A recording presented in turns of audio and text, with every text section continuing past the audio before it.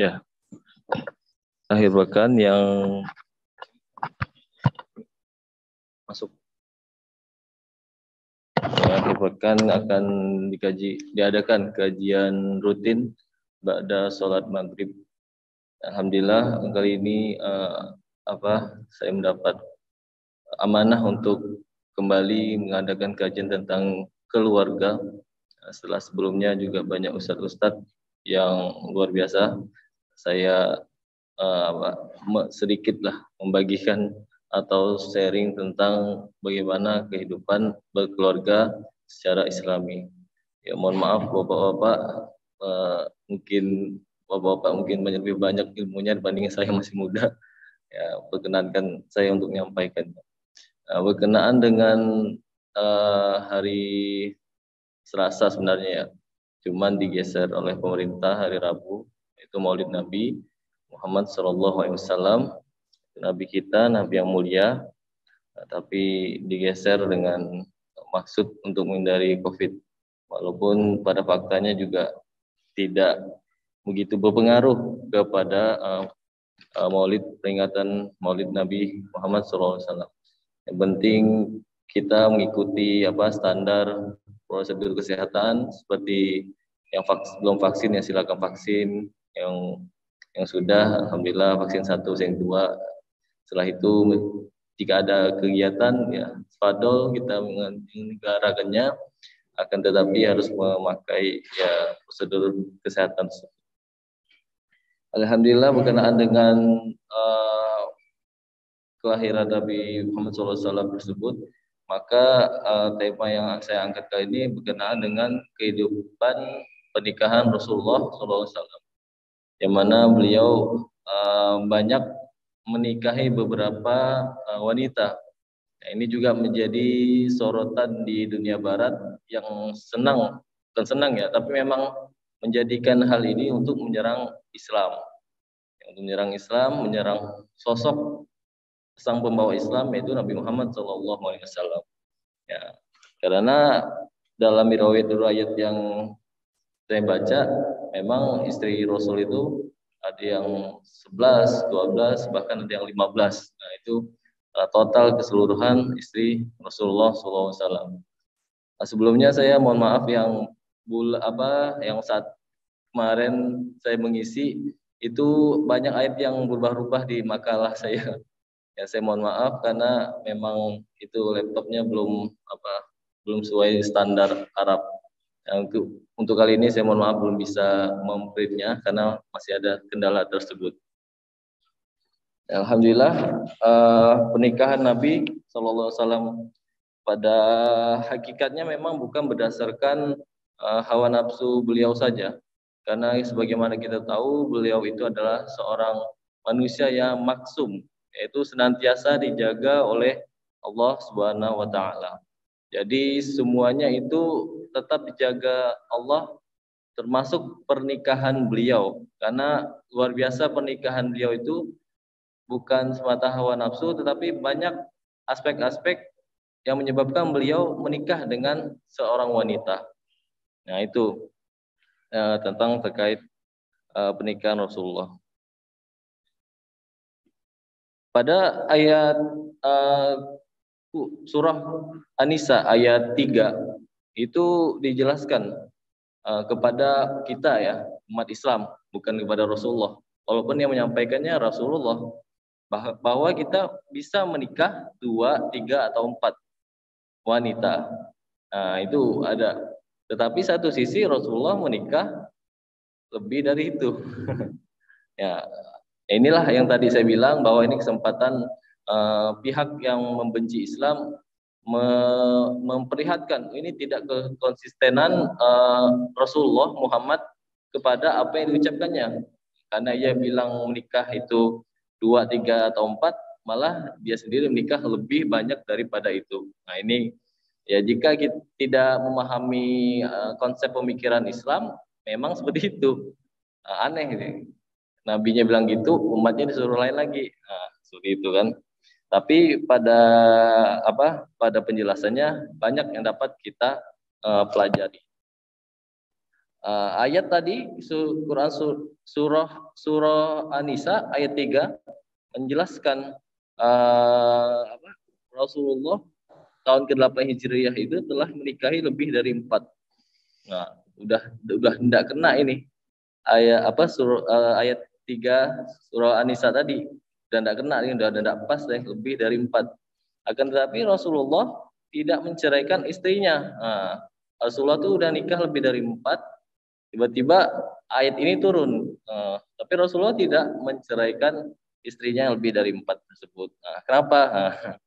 Nah, inilah pendapat Islam, ada juga yang diserang oleh yang tidak menyukai Islam. Maka hal ini merupakan suatu kekeliruan yang beranggapan bahwa Islam itu salah atau Rasulullah yang salah. Dalam ajaran Islam kita diajarkan untuk memahami memahami apa yang dilakukan Rasulullah itu, ya itulah yang sebenarnya yang menjadi patokan kita berbuat. Nah, jadi bukan berarti apa yang beliau katakan dan beliau berbuat itu tidak sinkron. Nah, tetap sinkron. Tapi bagaimana kita memahaminya harus dalam konteks pemikiran Islam, bukan konteks pemikiran Barat. Memang tidak ketemu konsep pemikiran Barat. Sebagaimana juga ada kalau di kampus-kampus Islam itu membahas Al-Quran dari sudut pandang Injil. Nah, itu banyak itu. Ya enggak ketemu. Karena pada hakikatnya sudah beda. Kenapa harus begitu kan?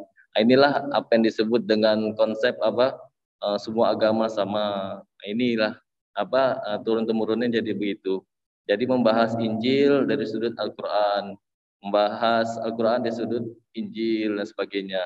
Itulah tidak nyambung ya.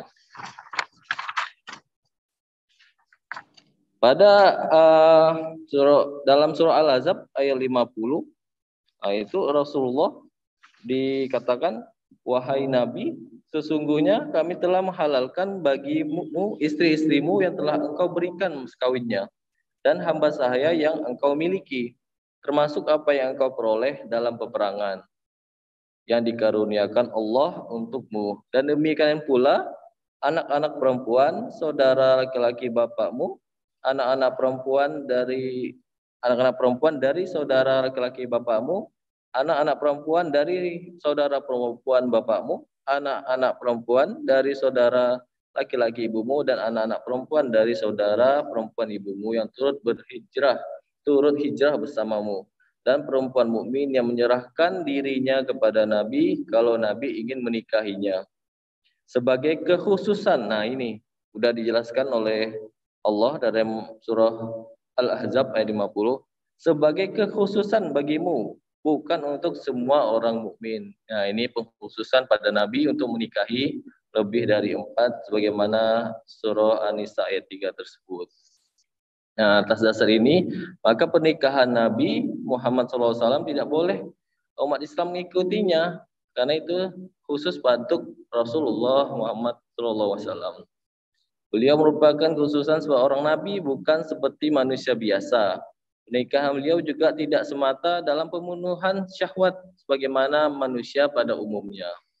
Dalam tafsir Ibnu Katsir dari Anas, bahwa Rasulullah SAW menikah dengan 15 orang istri, sedangkan yang pernah beliau gauli hanya 13 orang. Yang berkumpul dengan beliau ada 11 orang, dan beliau wafat dalam keadaan meninggalkan 9 orang istri. Nah, dalam redaksi lain seperti dalam buku karya Profesor Dr. Ali Muhammad Asyalabi dan Syekh Taqiyuddin An-Nabhani dituliskan istri beliau berjumlah 12 orang. Nah, istri pertama sebagaimana yang kita ketahui yaitu Khadijah radhiyallahu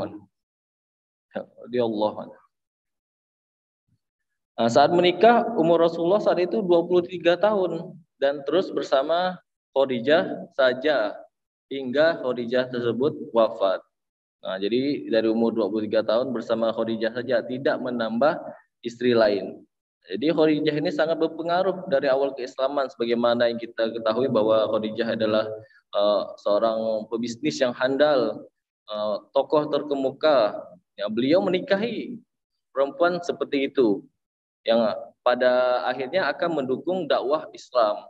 dakwah kepada ajaran Allah Subhanahu wa taala. Di Khadijah ini memberikan harta, tenaga, dan mendampingi Rasulullah SAW dalam perjuangan Islam. Usia pernikahan Rasulullah SAW dan Khadijah berlangsung 28 tahun ya. Selama 28 tahun itu Bapak-bapak, Rasulullah tidak menambah istri lagi. Nah, jika memang Rasulullah berdasarkan syahwat, bisa saja menambah, tapi tidak berdasarkan hal syahwat semata. Padahal pada masa jahiliyah tersebut, sebelum kerasulan itu diberikan kepada Nabi Muhammad, orang-orang jahiliyah itu perempuannya terutama sudah terbiasa berdandan ala jahiliyah, menari-nari ala jahiliyah. Mungkin kalau kita di sini dangdut mungkin ya, dangdut dengan biduan yang disawer-sawer gitu. Nah, di Arab juga seperti itu, ada tradisi wanita Arab yang seperti itu. Nah, jadi Rasulullah tidak tergoda untuk menikah lagi. Padahal luar biasa itu godaannya. Kayak sekarang lah kita hidup di zaman jahiliyah nih, mungkin lihat yang apa di jalan atau di mal-mal tuh ada luar biasa. Ada apa seperti obralan aurat. Nauzubillah. Nah, jadi hal ini menambah keyakinan kita bahwa Nabi Muhammad SAW benar-benar dijaga oleh Allah hingga beliau diangkat menjadi nabinya. Sebelum diangkat jadi nabi saja, tuh beliau sangat menjaga dirinya dan terutama juga dijaga oleh Allah. Nah, jadi dengan begitu kita meyakini bahwa Rasulullah itu tidak mengutamakan hawa nafsu seperti anggapan para pembenci Islam. Itu istri yang pertama. Nah, istri yang berikutnya itu Aisyah yang sebagaimana kita ketahui putri Abu Bakar. Nah, inilah yang sering jadi polemik ya. Sebenarnya bagi mereka pihak Barat dan pembenci Islam, ke dalam Islam sudah ada penjelasannya. Ternyata Aisyah itu memang dinikahi saat umur 9 tahun. Tapi saat setelah menikah dengan Aisyah, itu Rasulullah tidak tinggal serumah langsung dengan Aisyah. Masing-masing, cuman secara akad ijab kabul sudah terjadi pernikahan. Jadi yang mengatakan bahwa Nabi Muhammad itu pedofilia, menyukai anak di bawah umur itu terbantahkan ya. Nah, walaupun setiap secara fisik biologis wanita, anak-anak itu sudah beda. Ya kita bisa lihatlah sekarang ya. Anak-anak lulusan SD saja tuh badannya sudah besar-besar. Kayak adik saya itu cuma beda sejengkal dari saya. Nah, itu menambah kita untuk senantiasa kuat bahwa memang Rasulullah itu bukan soal hawa nafsu atau pedofilia, menyukai anak-anak dan sebagainya, tidak. Tapi memang saat itu berbeda dengan saat sekarang. Walaupun saat sekarang juga banyak anak-anak yang sudah berbadan besar. Nah, inilah serangan-serangan yang membenci Islam. Selanjutnya beliau menikahi Saudah binti Zam'ah, istri beliau yang berikutnya. Ya, seorang wanita yang berhijrah ke Habasyah, namun setelah suaminya wafat, Rasulullah menikahinya. Ya, Saudah adalah wanita yang juga mendapat perlakuan buruk dan kasar dari orang kafir. Jadi Saudah ini memang benar-benar istri dari suami yang benar-benar memeluk Islam dengan kuat hingga hijrah ke Habasyah. Dan Saudah ini istrinya sudah setelah suaminya wafat, Rasulullah menikahinya. Padahal Saudah ini tidak kaya dan juga tidak rupawan dan juga tidak memiliki kedudukan di masyarakat saat itu. Jadi kenapa Rasulullah nikahi Saudah? Nah, ini terbantahkan lagi yang menyebut bahwa Rasulullah tuh suka dengan perempuan-perempuan cantik atau yang kaya seperti kaya tadi ya kayak seperti Khadijah, yang cantik ya seperti Aisyah yang umurnya masih 9 tahunan. Nah, itu terbantahkan kembali. Rasulullah dengan Saudah ini menikah walaupun dia tidak kaya, tidak rupawan dan tidak mempunyai kedudukan di masyarakat saat itu.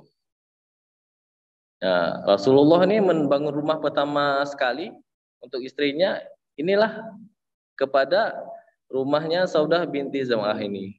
Inilah rumah pertama Rasulullah untuk istri beliau di samping masjid saat itu. Nah, terus berikutnya anak Umar bin Khattab juga menerima kemuliaan dengan menikah bersama Rasulullah saat telah menjadi janda dari suaminya terdahulu, ya ini Qunais. Nah, jadi anaknya Umar bin Khattab ini namanya Hafsah. Hafsah binti Umar bin Khattab. Nah, tadi kan Aisyah anaknya Abu Bakar.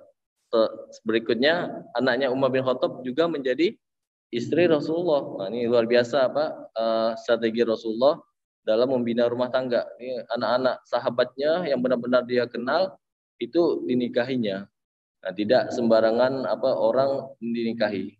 Yang telah jelas nasabnya bagaimana beliau nikahi, dan juga ini menambah kekuatan persahabatan antara Rasulullah dan Umar bin Khattab.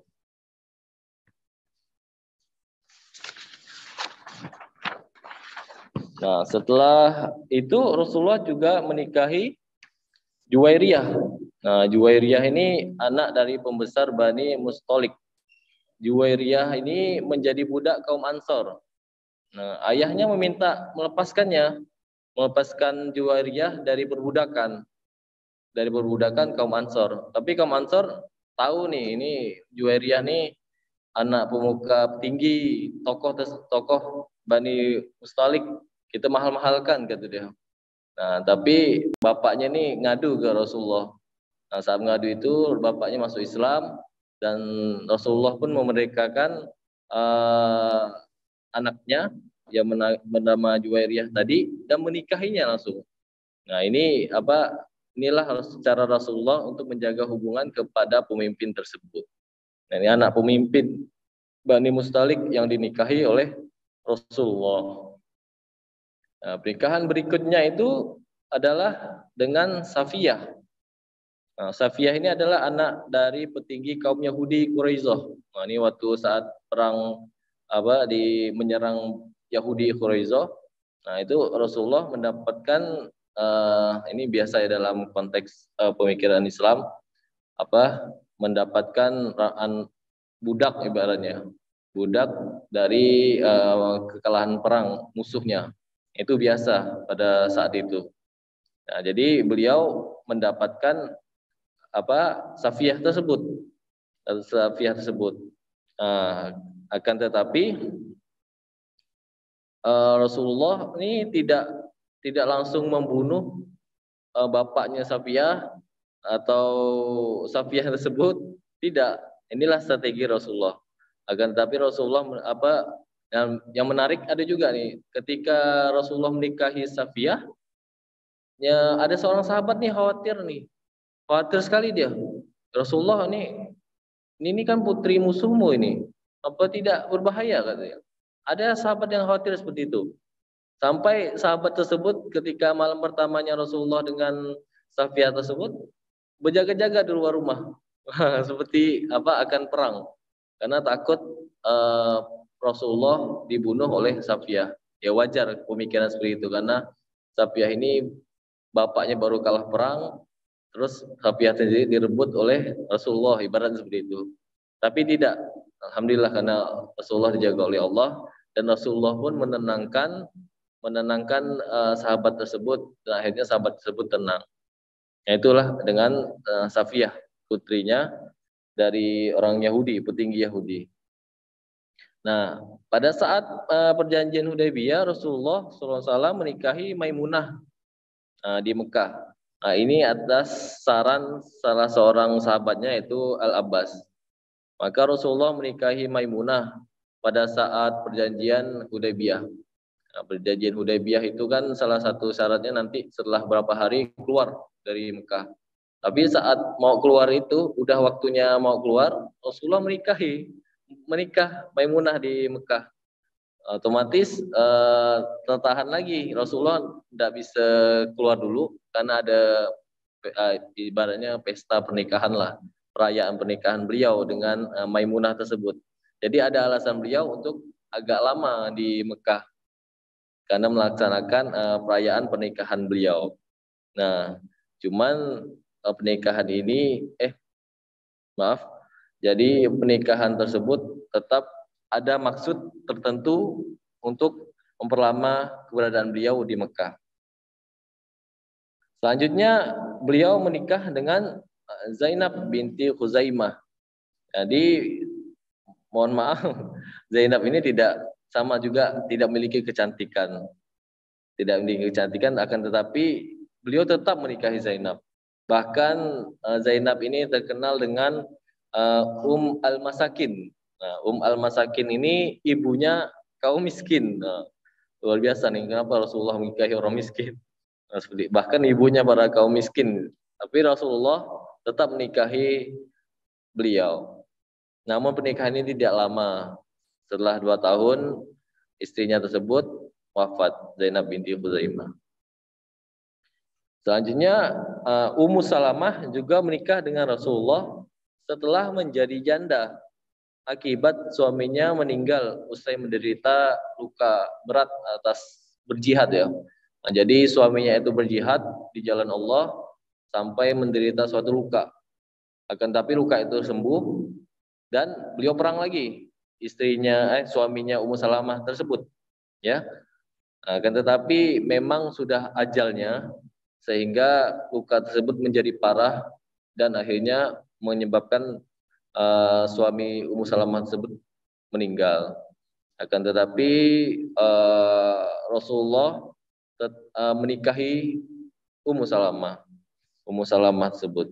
Ummu Salamah awalnya menolak karena usia Ummu Salamah sendiri udah tidak muda kan, udah tua lah ibaratnya. Terus anaknya banyak juga, ya, anaknya banyak. Jadi tapi karena ini permintaan Rasulullah, maka Ummu Salamah akhirnya menikah dengan Rasulullah Muhammad SAW. Selanjutnya Rasulullah menikah dengan Ummu Habibah, seorang wanita muslim yang hijrah namun suaminya murtad dari Islam. Nah, ini Ummu Habibah tetap dalam keadaan Islam. Itu bisa terbayangkan Pak ya, ketika kita diusir dari negeri kita sendiri, misalnya diusir dari Pontianak karena memeluk agama Islam, kita hijrahlah keluar kota.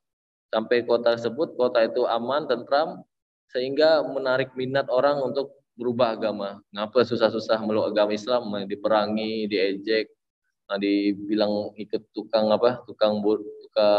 sihir Rasulullah sebut. Tapi Ummu Habibah ini tetap istiqomah. Tapi suaminya tidak. Suaminya pindah ke agama Nasrani. Nah, cuman Ummu Habibah tetap istiqomah hingga Rasulullah ini menikahinya. Nah, karena ini suatu kemuliaan bagi Ummu Salamah karena dinikahi oleh Rasulullah. Pasca suaminya murtad meluk agama Nasrani. Nah, jadi Zainab binti Jahsy, selanjutnya Zainab binti Jahsy yang awalnya menikah dengan Zaid. Nah, Zaid ini salah seorang mantan budaknya Rasulullah. Tapi Rasulullah memerdekakannya dan mengangkatnya menjadi anak. Nah, awalnya Zainab ini tidak mau menikah dengan Zaid karena Zaid ini mantan budak. Sampai beberapa kali diminta, bahkan keluarga Zainab binti Jahsy ini menolak, keluarganya juga menolak, sehingga Rasulullah kembali meminta menikah dengan Zaid. Akhirnya terjadilah pernikahan itu.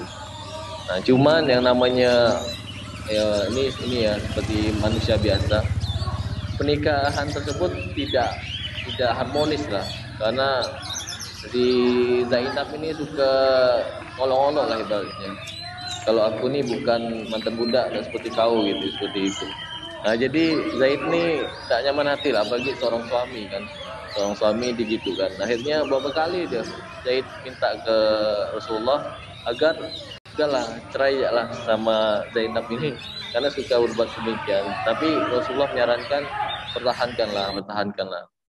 Ya, Zaid pertahankan lagi, tetapi memang sering begitu, akhirnya turun ayat yang menyuruh Rasulullah untuk menikahi Zainab tersebut setelah diceraikan oleh Zaid. Nah, ini salah satu hikmahnya adalah saat masa tersebut kalau kita menikahi wanita mantan dari anak kita, bukan anak kita kandung ya, anak angkat, itu tidak masalah karena tidak ada pertalian darah ya, tidak ada hubungan darah, dan juga bukan hal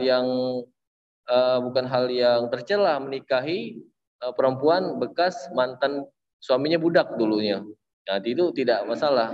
Walaupun pada masa tersebut kafir ke Arab jahiliyah tersebut itu suatu yang tercela, itu menikahi wanita yang pernah menikah dengan seorang mantan budak. Nah, tetapi Islam menghapuskan tradisi atau aturan, atau sekarang kita sebut undang-undang tersebut lah ya, karena Arab jahiliyah itu bersifat negara, memang bersifat negara, jadi undang-undang tersebut dihapuskan. Jadi intinya kalau memang dia merdeka, itu bisa menikah, tidak ada kata-kata tercela di masyarakat nih, kau nih nikahi dengan seorang mantan budak, itu tidak ada, itu dihapuskan. Ketika dia sudah merdeka, itulah kemuliaannya. Ya, jadi itulah beberapa pernikahan Rasulullah yang memang penuh makna ya, penuh dengan strategi dan juga penuh dengan visi misi. Tidak sekedar menikah dengan nafsu syahwat. Jadi kita bisa lihat kan dengan seorang saudagar kaya raya seperti Khadijah, pernah menikah dengan seorang yang muda, sangat muda, itu putrinya Abu Bakar. Aisyah juga pernah menikahi janda tua, anaknya banyak, pernah. Yang tidak cantik juga pernah. Menikahi dengan putrinya seorang Yahudi, musuh bebuyutan perang. Yahudi kan musuh bebuyutannya Islam ya, ya. Itu juga beliau nikahi. Tapi tentunya itu dengan bimbingan Allah Subhanahu wa taala, karena beliau adalah seorang manusia yang maksum ya, tidak seperti kita. Namun memang ini adalah teks-teks pembahasan dalam Islam ya. Tapi bagaimana ini maknanya harus kita tangkap di dalam apa yang di Rasulullah itu lakukan. Jadi yang saya maksudkan bahwa kita, mungkin bukan maksud saya mengompor-ngompori nikah lagi atau gimana Pak. Tapi ini maksudnya bagi yang belum nikah, tapi yang sudah menikah ya itu pilihan masing-masing gitu ya. Jika ingin menambah atau lainnya, cuman konsekuensinya memang harus dipertimbangkan. Jadi untuk anak-anak kita yang belum menikah, harus dipikirkan bahwa calon dia itu harus bagaimana gitu. Bukan hanya sekedar si fulanah cantik Pak, udah nikahi, hancur. Nah, saya pernah kedapatan kawan seperti itu juga, menikah karena kecantikan. Awalnya istrinya sholat 5 waktu bagus. Setelah 3 bulan tidak sholat maghrib, tidak sholat isya, nambah tidak sholatnya. Akhirnya teman saya itu pusing sampai kerjanya berantakan dan sebagainya. Saya tanya, ini awalnya kenal nikah kayak gimana? Ya lihat fisik, oh udahlah. Ya jadi nanggunglah sendiri akibatnya. Itu fakta. Saya menceritakan cuman tidak menyebutkan nama, jadi insya Allah tidak gibah. Nah, itu pelajaran bagi kita. Jadi saya usahakan dia mencari ustadz yang saya kenal. Yuk kita sama-sama ke ustadz. Kalau sama saya mungkin antum tidak tidak kan udah sering kan, udah tidak segan dibilang. Udah saya ajak ustadz lain untuk mencari pengetahuan agama. Cuman tidak tahu tuh endingnya gimana. Jadi memang memilihkan pasangan untuk anak-anak kita atau bagi kita yang belum menikah, benar-benarlah kita programkan, visi misikan kehidupan kita, karena mencari istri itu tidak hanya sekedar malam pertama, tapi malam-malam berikutnya, bahkan tidak malam pun harus kita pertimbangkan, karena dialah yang akan hampir 24 jam dengan anak-anak kita nanti. Bayangkan jika kita salah mendapat pasangan, akhirnya anak-anak kita tidak tahu huruf hijaiyah. Nah, mungkin tahunya mungkin cuman Upin Ipin mungkin gitu dan sebagainya. Padahal yang pertama itu memang harus ditanamkan akidah kepada anak-anak. Wah, padahal kan anak-anak nih tidak masalah. Ya, justru dengan anak-anak tersebut sangat cepat menangkap apa-apa yang diberikan kepada mereka. Dan mereka cepat menangkap. Nah, itu contohnya itulah. Upin Upin misalnya. Ini bukan berarti nonton Upin Ipin itu haram ya. Tidak Pak. Ya, mubah boleh saja. Cuman jangan sampai berlebihan sehingga yang di dalam otak anak kita itu cuman Upin Ipin gitu. Maksud saya seperti itu. Yang nontonnya boleh saja. Ya itulah jika kita akan memilih seorang pasangan hidup kita. Ya tidak hanya mempertimbangkan hawa nafsu, karena hawa nafsu dalam diri kita itu hanya bagian saja, bukan yang utama atau yang mayoritas dalam diri kita. Nah, justru yang harus kita dahulukan, utamakan, yaitu keimanan dan ketakwaan. Nah, seperti itu. Jadi dengan begitu nanti akan mengikutlah apa-apa perilaku kita tuh harus berdasarkan keimanan, berdasarkan ketakwaan. Itu kalau udah Islam itu jadi mindset kita, Islam menjadi apa? Tolak ukur di hati kita, di pikiran kita, ciri-cirinya itu ya tadi. Kalau mau akan berbuat, cari dulu, dalam Islam ini gimana gitu. Cari istri ini gimana? Cari suami ini gimana? Itu akan seperti itu. Tetapi jika dalam diri kita keislamannya itu belum kuat, ya mohon maaf, patokannya si Anu PNS atau bukan gitu. Nah, si Anu kerjanya gajinya besar atau bukan. Nah, patokannya itu. Padahal Rasulullah kan sudah ngasih tahu kalau mencari pasangan itu lihat dululah agamanya. Ya, fisik itu akan habis juga kalau udah tua. Kecantikan itu, kegantengan, ketampanan itu kan habis. Jadi memang kita harus mengutamakan keimanan dan ketakwaan dalam berbuat. Dan nantinya dengan kita mengikuti Rasulullah seperti itu, maka kita bandingkan dulu. Dahulu Islam itu sangat luar biasa itu. Sampai ke Indonesia nih luar biasa nih. Mungkin bapak-bapak yang pernah umroh atau haji kan kalau dari Jakarta ke Jeddah itu kan 9 jam ya, 9 jam. Itu naik pesawat 9 jam dengan kecepatan mungkin 800 km per jam, itu luar biasa itu. Jauhnya ke Jeddah ya. Itu bayangkan Islam bisa sampai ke Indonesia. Bisa sampai ke Nusantara ya. Dulu belum ada Indonesia. Bisa sampai ke Nusantara. Itu gimana caranya? Itulah salah satu bukti Islam itu luar biasa. Islam itu benar. Yang namanya benar itu tidak akan habis. Ya, kita lihat PKI ya. PKI itu kan menganut ideologi komunis. Lihat sekarang, masih ada enggak negaranya? Udah enggak ada. Ya dulu kan Uni Soviet kan. Itu salah satu bukti bahwa pemahaman atau ideologi itu salah. Lihat Islam dari dulu sampai sekarang, walaupun tidak ada negara seperti yang Rasulullah saat itu, tapi luar biasa sampai sekarang masih eksis, masih memimpin umat mayoritas, masih mewarnai kehidupan kita, walaupun kita tetap mengusahakan bahwa Islam ini tetap dikerjakan dalam segala aspek kehidupan, mau dari pribadi, masyarakat hingga ke negara. Tapi saat ini kita juga sudah melihat bagaimana peran Islam itu luar biasa. Jadi itu memang bukti lah bahwa yang dilakukan Rasulullah itu penuh dengan visi misi. Karena memang hidup kita memang tidak lama. Memang hidup kita tidak lama. Ya kayak sekarang saya mungkin umur 32, 33.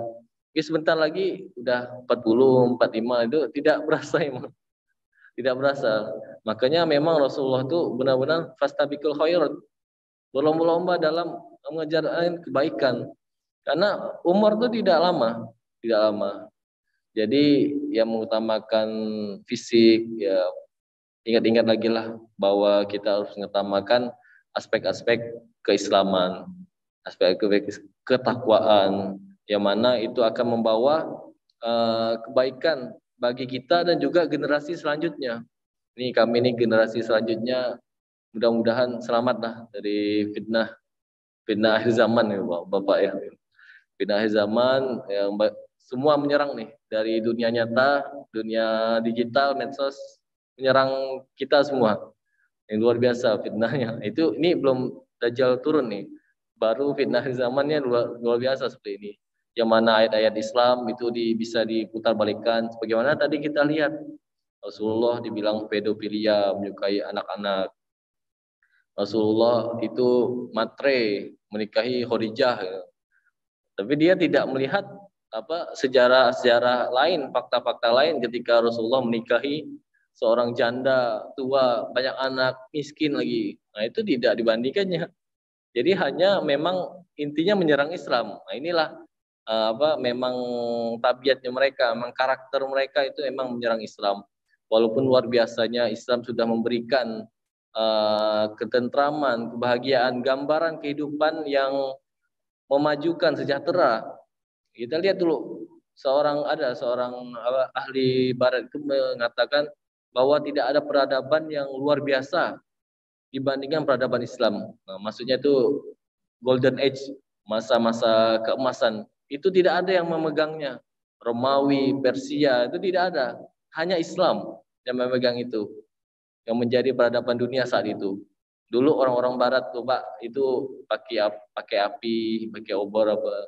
Di dalam peradaban Islam udah luar biasa itu. Pendidikannya pintar-pintar, cerdas. Tetapi barat masih tertatih-tatih. Nah, itulah bukti ketika kita memegang ajaran Islam akan maju. Tapi sekarang kan terbalik. Terbalik udah. Kita berkiblat ke mereka, bukan maksudnya kiblat ke teknologi ya. Teknologi boleh saja, mubah saja kita kiblat ke sana, karena memang tidak ada yang diharumkan dari teknologi tersebut. Maksud saya pemikiran-pemikiran tentang kesetaraan gender, tentang bahwa istri itu harus mulia sebagaimana laki-laki. Nah, itu kan konsep-konsep yang memang bertentangan dengan Islam. Walaupun istri itu di dapur, di kasur, di sumur, itu pahalanya luar biasa itu. Dan itu bukan pekerjaan yang mudah. Pekerjaan yang mudah. Bahkan sudah ada kelas-kelas menjadi seorang istri. Itu sudah ada training menjadi seorang istri. Itu menandakan bahwa menjadi seorang istri itu tidak mudah. Nah, itulah bagaimana Islam mengatur kehidupan kita. Ya, walaupun kita memang sangat terpengaruh ya kadang dengan hasutan-hasutan Barat bahwa Islam itu kacau lah konsep-konsepnya, bahwa Islam merendahkan kaum perempuan dan sebagainya. Mungkin ini yang dapat saya sampaikan, kurang lebihnya saya mohon maaf. Bagaimana panitia? Sudah ya, ya.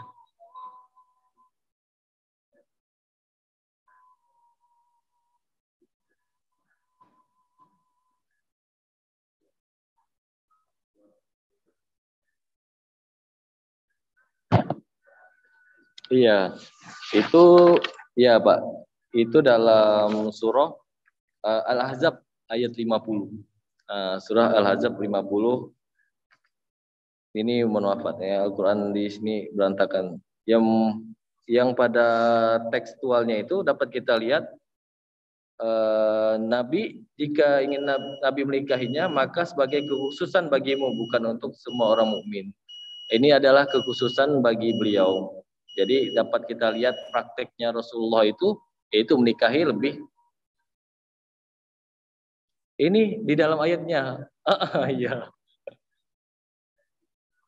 Iya, nanti bisa kita sama-sama dicek di surah Al-Ahzab ayat 50 ya. Mungkin seperti itu dulu yang dapat saya sampaikan. Kurang lebihnya saya mohon maaf. Yang benar hanya dari Allah. Dari kurangan saya mohon maaf. Assalamualaikum warahmatullahi wabarakatuh.